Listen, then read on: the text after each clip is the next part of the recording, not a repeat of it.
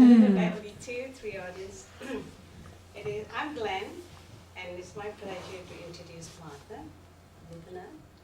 And she'll be talking about the psychological impact of a spiritual intervention with the Jesus prayer among a non-conventional group of Catholics. Very interesting.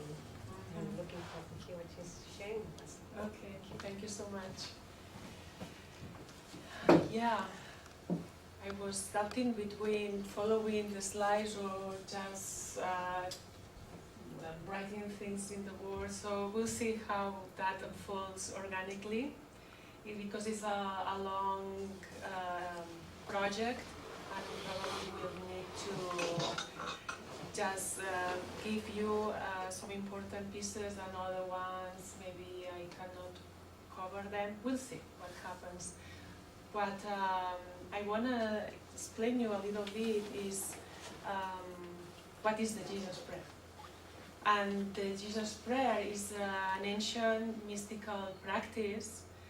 The origin of this prayer, it was in the 4th century and was created by the fathers and mothers of the desert that were the first Christian monastic communities that started in the desert of Egypt.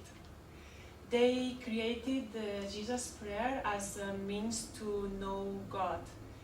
At that period of time, it was not as important to have faith in God, but to have the direct experience of God, and that's what they wanted to get. This type of prayer was preserved by the Estikazan, which is also mystical tradition that evolved from the desert fathers and mothers, and this tradition is kept, actually is still alive, by the Orthodox Christian Church, which is the church that preserves the more the primal message of Christianity. And this type of this church is the main denomination in Greece and Russia and Romania. And this prayer has many forms, but the most common form says, Lord Jesus Christ, have mercy on me. And it's similar to a mantra. It's something that people who practice this prayer are in silence. Usually they are alone, and they keep repeating with deep concentration and also with connection and deep attention to their heart. They repeat these words very attentively, and they little by little become calmer and calmer and more in touch with their divine essence and also with their heart. When they say Jesus Christ, this is considered the divine name that is used to invocate divine's presence. So how is that I was interested in this topic? For me, it picked very much my attention that this practice fosters one's connection with one's heart. And from this connection with your heart, you can be connected also with the divine. And also this idea has strong affinity with integral yoga philosophy. I am also a practitioner of integral yoga philosophy, or at least I try. And they also say that our divine essence is located in this area, in our heart, and that by concentrating our attention in our heart and with a strong devotion and a strong intention to connect with the divine, you can have not only the mystical experience, it may happen, it may not, but you can have a great deal of transformation in your personality. And it also piqued my attention that this tradition is still alive. It's a long tradition, has lasted for centuries, and is still alive. And for me, that also means a lot, means that something may be true that is still alive, something is perduring there. So it's still alive and is mostly practiced in the monk authors in Greece. There are many monasteries from the Greek Orthodox Church, and not only here but also in England. There is a monastery that I stayed there for 1 week. This is Father Zacharias, and is an estarets or a spiritual teacher that you can talk to him and also ask about your spiritual practice, and I could ask him about the Jesus prayer and how I could perform better this practice, and he gave me important piece of advices. And what is the significance at the scholar level? Well, there are some concepts that the Estikas tradition mentions, such the purification of the heart. And for me, the purification of the heart deeply relates to the personality. So the heart involves your personality, how you behave, how do you feel. So it refers to the feelings, thoughts, emotions.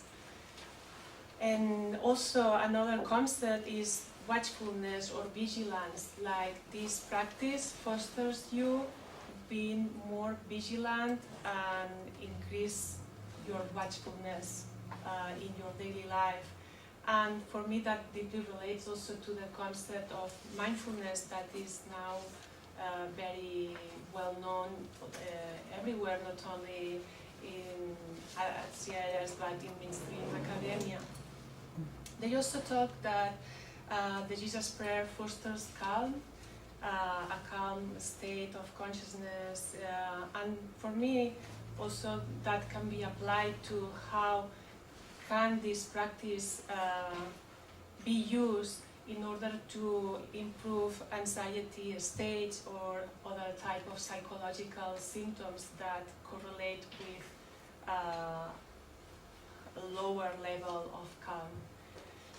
Although we don't have to forget that the Jesus prayer was created not for all these psychological issues, but to gain the mystical experience of God. And still this is something that psychology is becoming more and more interested in studying. My question was, could this type of prayer be of interest to other people? Because, well, so has been practiced by monks and nuns in the solitude of a cell or in a monastery in silence. They don't have external obligations, and it's kind of a little bit old-fashioned. But I thought that it could be the interest of people, that it piqued my interest, maybe other people could be interested. And for that reason, I wanted to explore this prayer with people that were also considered themselves Christian, and in order to the concept of treatment matching is taking into account people's spiritual background and religious faith with the intervention. I can assume, or we can assume, that Christian practice can be more can appeal or be more interesting to people that are also in the Christian tradition. But that was an assumption. And for that reason, I talked to a colleague that she is very much involved with religious groups, and she said that, yeah, that she definitely was interested and that maybe other people could be interested. So I used the technique of snowball purposeful sampling, and she asked other people whether they would be interested in exploring this prayer, and 7 people from this group were interested, and 3 other people also that didn't belong to any religious group were interested as well. And I have added these pictures to show that this kind of Catholic people were not the typical people that go mass every week. They actually don't go mass. They prefer to explore a more pure form of faith and religion. They have been involved since they were young in movements like These in France, which is an ecumenical community, Christian community, meaning that it reunites different Christian traditions, Protestant, Orthodox, Catholic, etc. So it was kind of a special sample. And for this research, I used a mixed methods design. According to Creswell, mixed method designs are good to use when both quantitative and qualitative data together provide a better understanding of your research problem than either type by itself. And I also deeply resonate with the pragmatism tradition like William James. And for me, that research had to be practical, had to answer my question, and I wanted to know if an spiritual intervention with people had any measurable effect, but I also wanted to know what was the subjective experience they had, and I wanted to know if they liked it at all, if it was a part of the intervention they didn't like. I was interested in both aspects. It was a convergent design. That means that quantitative and qualitative data are collected concurrently at the same time. I analyzed the two data sets separately, but then when I was writing the results and also writing the discussion and the interpretation is when I merged both results, and I could get from these two types of data like a larger picture of the intervention.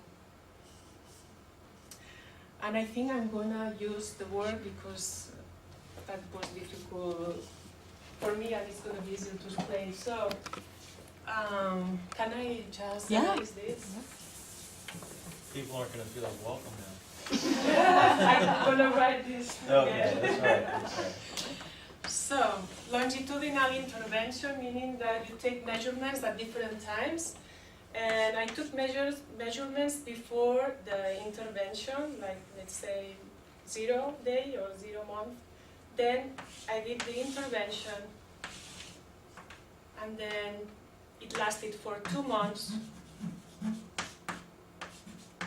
I took measurements again, so psychological measurements on personality, psychological symptoms and anxiety. And then I did a follow-up after 5 months where people could pray the Jesus prayer in a free way.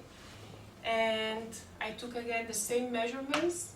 And finally, after 2 years from this point, I just took measurements on the adherence, meaning I wanted to know how many people were still praying the Jesus prayer, if any. And then I also took some measurements during the intervention. So the intervention consisted in 4 sessions. And each one, people prayed for a longer period of time. In this, the first session, people got to know the Jesus prayer, and they prayed just for 15 minutes. The second session, they prayed for 20 minutes. We prayed all together. The third session, also for 20 minutes, and the last one for 25 minutes. People were deeply familiar with the prayer, and here is when I took also some measurements inside this session. I took measurements of anxiety and mood states right before these 25 minutes of the intervention, and then I took again measurements on these states after the intervention. So we have 2 data sets, this for this large or mid-term intervention and for this short-term intervention. And then, yes, that's an important this as well. People learn the Jesus prayer. I wasn't teaching them like if I was an expert and a spiritual teacher that I is teaching something. I didn't want to do that because to be a spiritual teacher, you actually have to master the Jesus prayer. And I wanted also to respect their spiritual background. They probably knew much more than me on the Christian tradition. So for that reason, I use the collaborative inquiry method, which consists on reflecting all together and exploring all together, and also reflecting on the experience and deciding what else we're going to explore. We can explore the Jesus prayer in this way, in this other way. And in that sense, I was at the same level than the rest of participants. For what it refers to the large intervention, of course, I was the primary researcher and the responsible to take measurements, etc. But for the collaborative inquiry, we were all at the same level. And we have 5 minutes, a lot.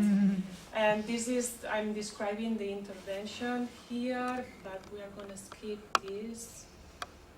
And very, very quick, in this table that I have created for an article I am writing, you can see that there is a lot of detail on the demographics, spiritual background, and all kind of quantitative and qualitative information in order to understand each participant's background and also to understand their scores in the different tests, personality tests, etc.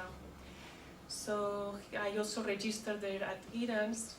So for instance, during the inquiry, some people prefer to pray at morning, at night, all day, or some people, like 4 people out of 10, didn't find a preferred time to pray. Later, I could see that these people that couldn't find time, they didn't adhere to the prayer. They didn't have an habit, and people who already have an habit to pray or to meditate, to spend some time alone, to explore the religious dimension, for them it was much easier to adhere or to take the Jesus prayer as a regular spiritual practice. Here there are this kind of boring data that mainstream academia like very much. So when I conducted a statistical analysis, I could find that from the psychological symptoms, there were improvements that I didn't expect because it was a short period of time, only 2 months. But there were improvements in these 2 dimensions, interpersonal sensitivity and phobic anxiety. However, as I discussed later if I have time, or I just can tell you now, these 2 dimensions have a strong social component, and my assumption was that not only the Jesus prayer could have an effect in these 2 dimensions, but also the collaborative inquiry, the fact of being a group of people reflecting together in a safe space, sharing their feelings, that created also, that was an intervention per se that could have a good effect on these variables. There were some changes in personality, but not in the same extent, like more moderate. And finally, the short-term intervention, praying the Jesus prayer for 25 minutes, did have a strong effect. When you see the decoin at that end, I don't know if you find it. Decoin measures the how, so okay, that has an effect, but has a lot of effect, a strong effect or a small effect. And when it's above 0.8, yes, 0.8 is a lot, and is 1.03, so it's a strong, very strong effect. So people could improve their states of tension and anxiety, and also people could feel more relaxed and more like less fatigue, and so actually improvements, they could feel improvements in their physical state, like their body, like feeling more energy. Wow, After these 25 minutes. that's cool. Yeah. So, what people did adhere more to the Jesus prayer? Well, it's not surprising that people that were more self-transcendent or more spiritual, which is something that I could measure through this personality test, engage more in this prayer, with this prayer. Also, a person who was entailing a lot of suffering, she was recovering, I don't know the word, like she just had separated from her husband and she had a lot of pain, and this prayer was like, oh, this prayer was like very synchronistically came to my life. It's like a blessing for me. Like I pray every day, I feel God's presence, I feel calm, I feel trust.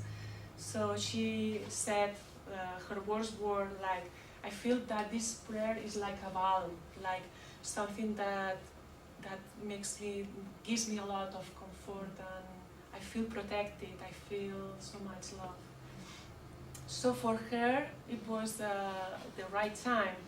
Also, as I said before, having an habit helped to adhere to this prayer. And basically, these people who, after 2 years, are still practicing this prayer, they felt in love with this prayer and with the book. They find the book amazing, that in 2 days they read and they repeat it. And whereas other people were like, well, I read part of the book after 1 month, and it's like, okay, maybe you don't like much that book. No, it's something that is like falling in love with someone. So for what it refers to the midterm psychological effects, this intervention from here to here, as I said before, we saw some improvements in phobic anxiety and interpersonal sensitivity. But it could be the social component that play a role with the collaborative inquiry. Also, we don't have a group control. I didn't have a group of people to whom I took measurements to compare if are other covariant variables that may affect the results. So we cannot affirm anything for sure, but we can suggest that there were these improvements, and this is something that with other research can be proved with group controls, larger samples, etc. And for the short-term psychological effects, the results are more consistent and robust. We don't need a group control. It was a short intervention, and everybody prayed the same amount, 25 minutes. And we can say that indeed this practice helped them to feel less anxious and tense, and they feel much more energy, and felt much better. And also, I don't know how much time do I don't have time. So yeah, basically that's it. I can say that there are types of anxiety, like and you can distinguish an anxiety that is more somatic and other anxiety that has to be with your cognitions, like being worried for something, like having problems in your mind and having not ability to concentrate. This kind of anxiety, we found that some people improved with the Jesus prayer, but a few people didn't improve, but actually felt worse after praying the Jesus prayer. And that made me think that it was that the Jesus prayer made them feel aware of and notice previous state of anxiety. It's not that the Jesus prayer provoke or cause them to feel in this way.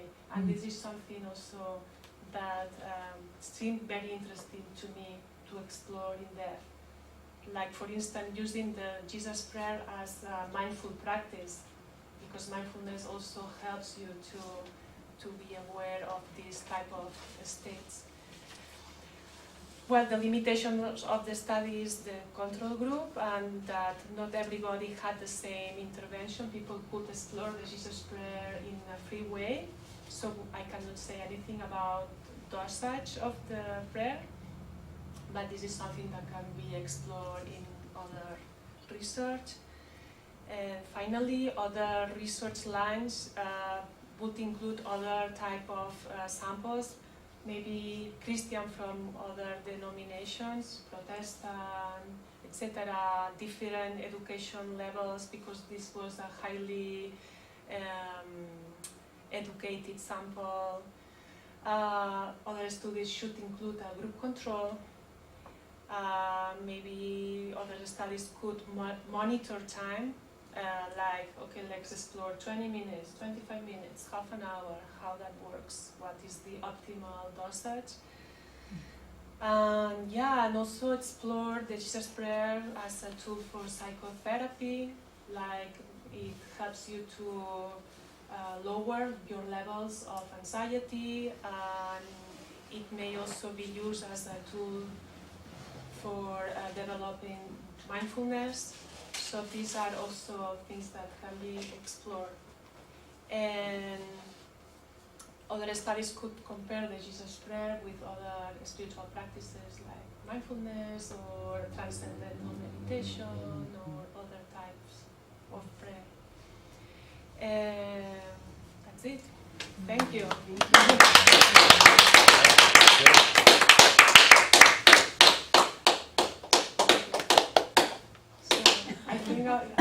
I almost took all time. I don't know if I have time. No, we have a few minutes for questions.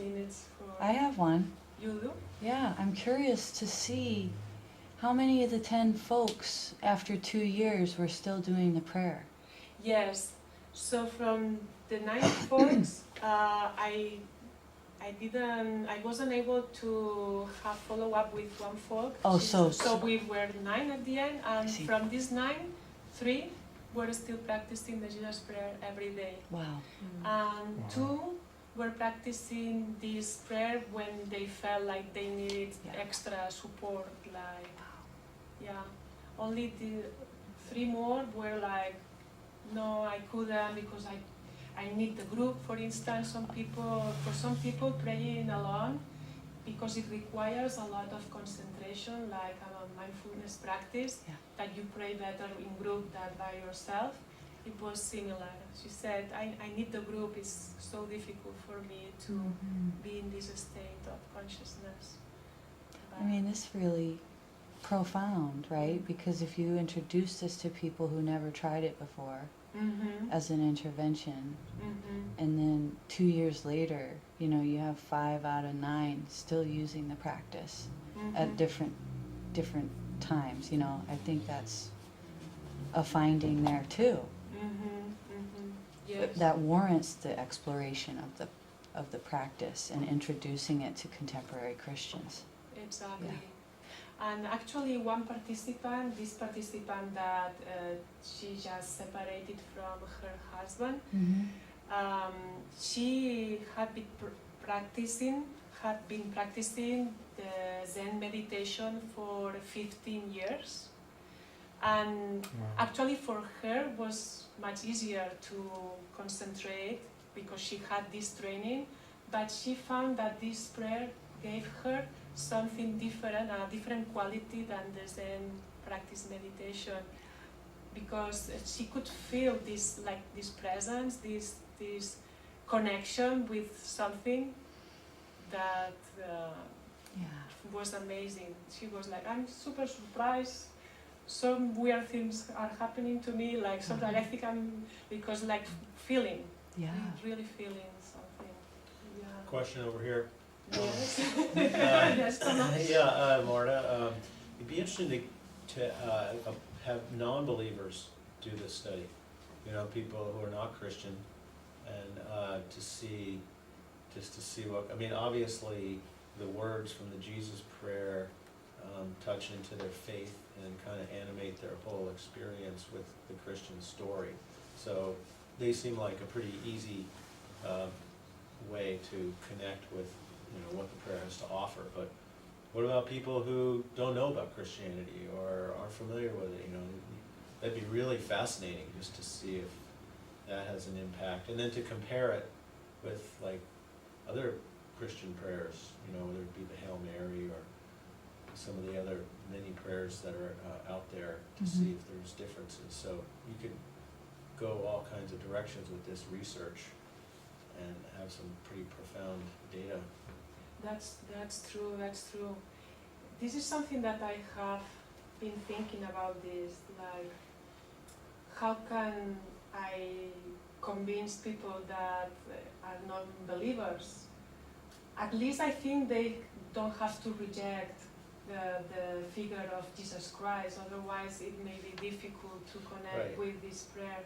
But maybe they can learn more about the figure of Jesus Christ, like myself, because I was very scientific person that like I didn't believe in weird things, and I always thought that Jesus Christ didn't exist. Actually, I thought it was a myth, until I realized, wow, a person like this, maybe not the version we have learned, but a person like this existed.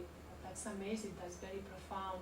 And maybe some people don't know, and maybe if they learn about this, they can have another experience. But if they were to just commit to the research experiment for the value of science. To what? Would you say that? Commit to saying the prayer just for the purpose of research. Yeah. You have no other purpose. We're not trying to convert you. We're not trying to make you believe Jesus was a real person or anything. Yes. We just want to see what kind of impact on your nervous system this has. You know, and that's it. I mean, that'd be really fascinating. That would be fascinating, because it wouldn't, the placebo effect wouldn't exist actually in that case. It would be, okay, so the Esticas tradition says that when you pronounce the word of Jesus Christ, actually the divine is coming, you are calling the divine energy. So if you believe it, you feel it probably, but if you don't believe, it happens also, it still happens. That would Well, be, that's the thing. Is there grace or something that occurs outside of my role at all? exactly. And that's part of the theology, Christian theology. Yeah, You should test it. That's a good idea. They were all Christians, the 10 people? Most of them in Spain, you are born Catholic by defect. Although you don't go mass, not many people go there. But yeah, all of them were Catholic. Can I ask a Yeah. question? I'm Yes. interested in the test that you were using. Which test were you using to analyze the different state? Which test did you use? For the short-term intervention, is called POMS, Profile of Mood States. Okay. And also I use the anxiety, the state. State has two sets. One measures anxiety trait, and the other one measures anxiety state. I also use that part for the short-term I'm intervention. not familiar with those tests. Are those tests written tests, or are they? Yeah, I can give you more review, information. Sorry. Yeah, I can give you, if you want, they're written like this, POMS and STEM. This is pretty well known, STEM. Yeah, but I can give you more information if you want this test. Yeah. Thank you, Marta. That was really good. Thank you.